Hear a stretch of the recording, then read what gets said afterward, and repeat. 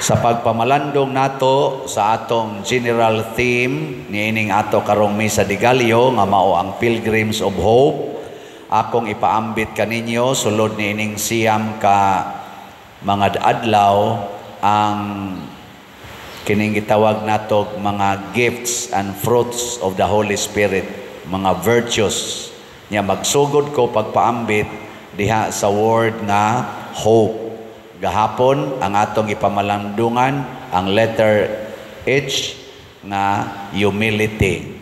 Karon O na sad stands for obedience. Ang pagsugot, ang pagtuman, ang pagsugot, pagtuman, pagsunod. Ano? Sige, lingiay mong tupad. Yung na ni tuman ka sa gustos mga asherits. Yung na. Tuman, wa. Naay duha ka klase sa obedience. Naay gitawag nila willful obedience, na asay blind obedience. Sa inyong pagsugot ro sa inyong kinabuhi, unsa may kasagaran ninyong gigamit? Blind obedience or willful obedience? Wasan mo kasabot. Kanang blind obedience, bahala nagsayop, bahala makadaot, basta giingnan ko sa akong gitahod nga authority, sundon ko ni. Mao na gitawag blind obedience. Ang willful obedience, kana bang mag-imong timbang-timbangon o angay bang sundon o dili? Mao na'y willful. Mao na ang gitawag og tawhanon nga obedience. Pun-a natog ikatulo o kini mao'y gigamit ni Jesus og ni Mama Mary og sa mga santos. Unsa man? Dili blind obedience, dili sad lang willful obedience, kung dili selfless obedience. Selfless. Ana. Gilinga imong tupad. Ing naasa ka ng tulo. Nganong, unsa na nga matay na mo diha? Lingi ba? Lingi. Ang di mo lingi, blind. Lingi. Karon, niining tulo, dunay duha ka masters sa atong kinabuhi nga atong gamitan, either blind, willful, or selfless obedience. Kinsa maning duha ka masters dinis kalibutan? Ang yawa o ang Ginoo. Inigamit na to aning tulo ka klase sa obedience, kaning blind, willful, or selfless. Kung asa ka maduol, asa ka ma-closer, maunay imong master. Pananglitan, blind obedience. Kanang naay mo ingon nimo, tiguma gyud imong kwarta. Tiguma gyud. Kinsa may master nimo ana? Asa man ka magpaduol, sige nimo tigom og kwarta, asa man ka maduol. Bahala na mo diya. Nya willful, imo ginang himuong prinsipyo nga tigom yun, tigom. Nya selfless, bahalag wa ko'y kaon, basta mo tigom dyan kong kwarta. Selfless magyapon na. Nya, asam na padong, asam ang kamadool, sa Ginoo o sa demonyo. Matod pa ni San Pablo, the love of money is the root of all evils. Panalitan sad, kanang ingon nga kinahanglan jud ka ikaw gamhanan sa tanan, kinahanglan mudaog jud ka sa eleksyon, ikaw gyoy mapili. Blind obedience. Unsa man? Bahala ingnon kong patya na, dauta na, sawaya na haron mapilde, ako nang buhaton. Bahala nag-amigo misuna, amiga misuna, basta lang ko mudaog. Mao may sugo sa akong amo, ako gining daoton. Kana blind obedience. Asa man ka maduola na?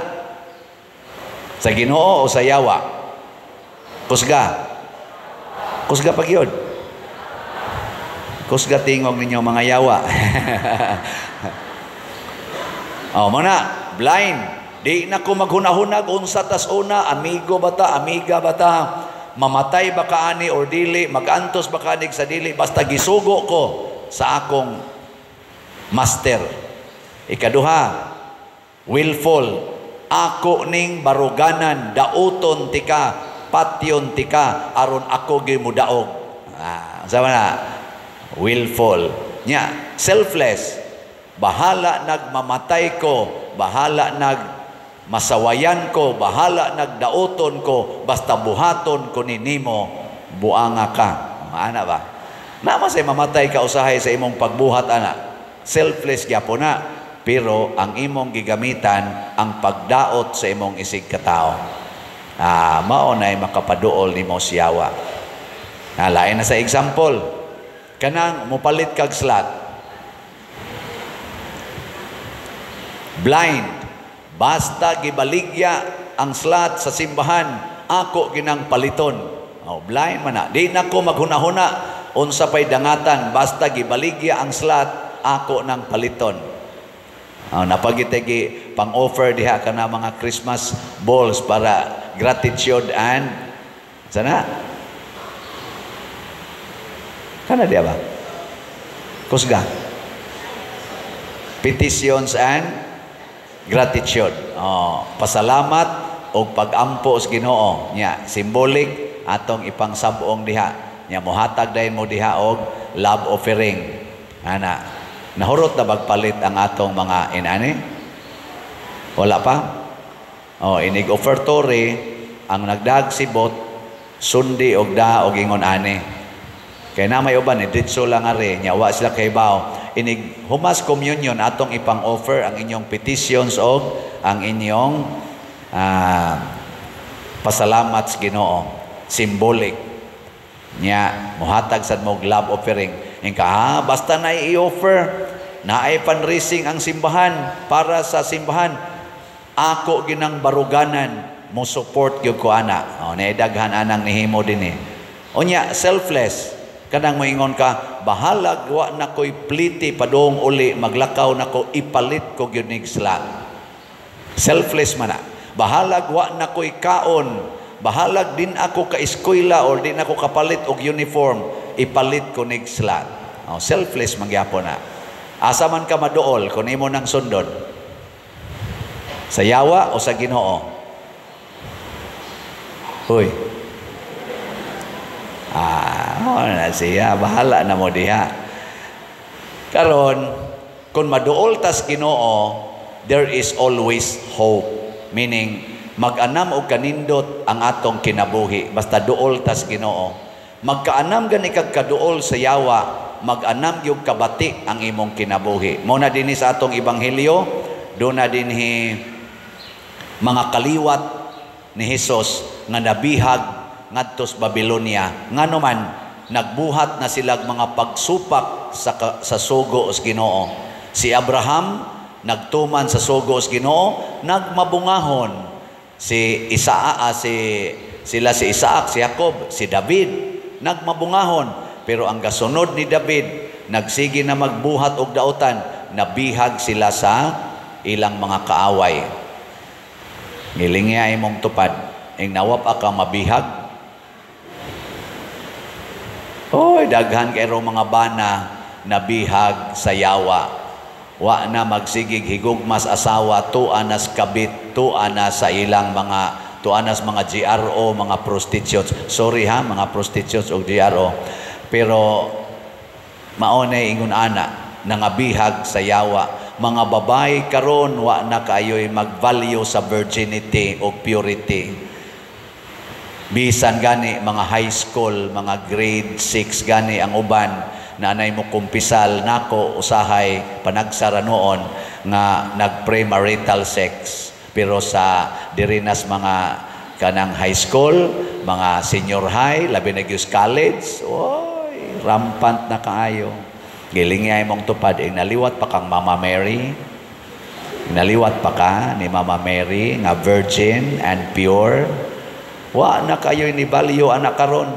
Mailhan na nako kay hapit 99% sa magpakasal nga akong kaslon pulos na gyud wa nay balyo nila ang virginity and purity. Nag-premarital sex. Ngano man giguroy na biktima sa dili yawan o dili Diyos nung sugo. Ana. Unya, unsa may resulta? Daghan karon mga batan-on, way klarong paglaom sa kaugmaon. Ngano man? Wa may klarong ginikanan. Wa may klarong ginikanan. Ang iya na sang mama nga napaanakan og lain, na nasay katipon lain. Siya sa di kayo kaduol, kaya dili niya ikasinabot ang iyang stepmother or stepfather. Nasay uban, mga anak babae, giunay sad og molestiya sa stepfather. Kaya ang mama, tuwa na sila ing kuyog. Na-discourage. Ako, pila na akong gikaunsilan din eh. Gusto na katulo na nag-atim og hikog. Pakitaon pa ko sa agi sa iyang linaslasan dire. Ngano man, gimolested sa iyang stepfather. Ngano man na, kay nagtuman man sa sugo sa demonyo.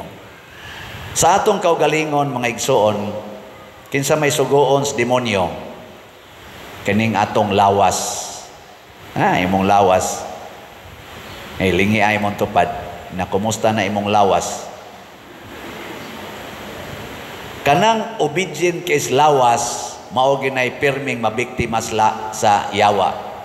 The flesh, the desires of the flesh.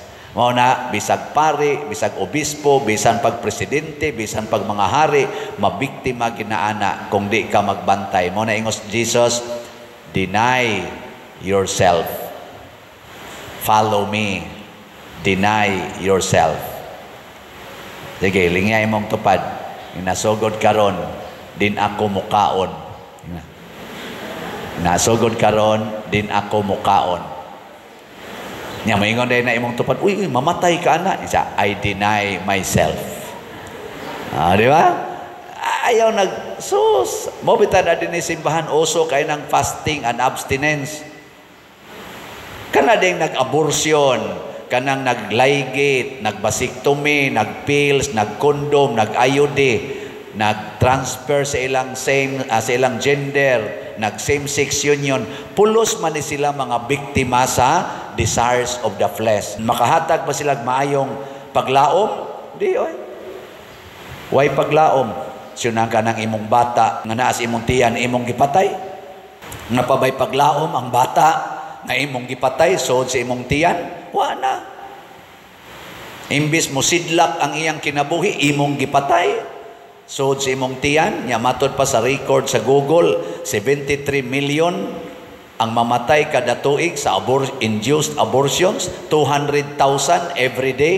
Nya karon unsa na rong orasa? Kada oras mag-average og mga 9,000 ang mamatay. So sugod alas 12 hangtod karon pila na kabuk namatay, nawa na ang paglaom. Maingon nita, the youth are the hope of the nations. Unya gipang patay naman, wa pa gani kagawas. So 73 million ang nangamatay nga paglaom sa kalibutan every year. Di ba? Simple ra na nga matik-matik. Gilingi imong tupad kablita kay murag natuog na. Ing na swerte ka, wa ka maapil sa 73 million. Ing na swerte ka. Wa ka maapil sa 73 million. Pasalamati ang inyong ginikanan, mga anak. Salamat nga ang among paglaom inyong gisuportahan. Wa mininyo i-abort. Ing na. Bahala na kung saan ang klasiha sa ginikanan ng imong nakuan karon, pasalamati. Kay dako kay na gracias Ginoo nga naa kay ginikanan nga nihatag nimo the way to the future, the way to your hope. Mao na kamo mga anak, magsigtubag-tubag na inyong mamag papa tungod lang kay wa mo kauyon sa ilang batasan, hunungan na gamita ang selfless obedience. Selfless. Wa jud ko kauyon nimo pa, wa jud ko kauyon nimo, pero kay ako man kang mama o papa, unya gisugo man ko sa Ginoong tahoron tamong mga yawaa mo. Ana. Bahala na lang. Naghilak imong mata, manglaba ka didto, di apagayaw-yaw sa imong likod. Unsa man imong linaban? Unsa man nagalagon lang nang kalagon man laban. Ingkapsus dili pa lang gyud ginikanan kalami nagyong patyon, pero selfless obedience. I deny myself. Nindot talaga ana, nindot kay kag paglaom, buhi kay imong kaugmaon ana. And that is the life of Mary, Jesus, and the saints. Sakit kay malansang sa cross, pero mao day tuburan sa nindot nga kaugmaon. Muna ako ninyo dinhi, kamong manimba, musimba pa man mo ugma, kung buhi pa mo. Ayaw na gid mo anang palayo-layo ha. Sikit to the altar. Mao gyud atong prinsipyo dinhi. Paduol gyud, paduol.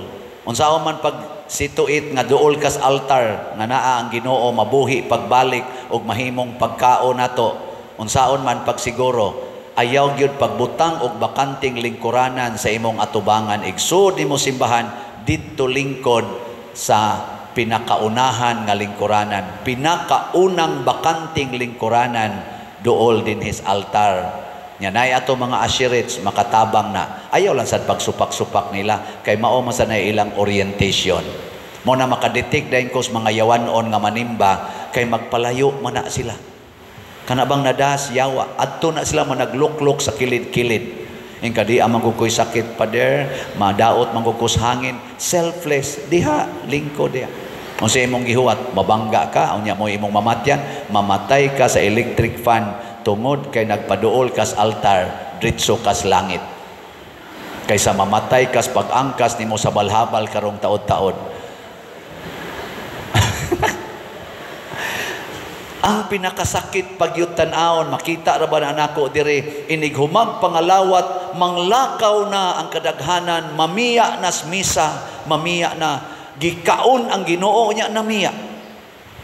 Wa ang mahuman ang Ginoo mga igsoon, naa pa sa ipabawon ang final blessing. Ay daghan kayong assignment oy, part na sa ipabawon sa Ginoo kana mga announcements, mga unsa pa diha. Part na manglakaw na, manglakaw. Oy, maghilak ang mahal nga birhen. Magsige mog tan-aw sa inyong rilo, kadugay bang nahumagwali ning paria.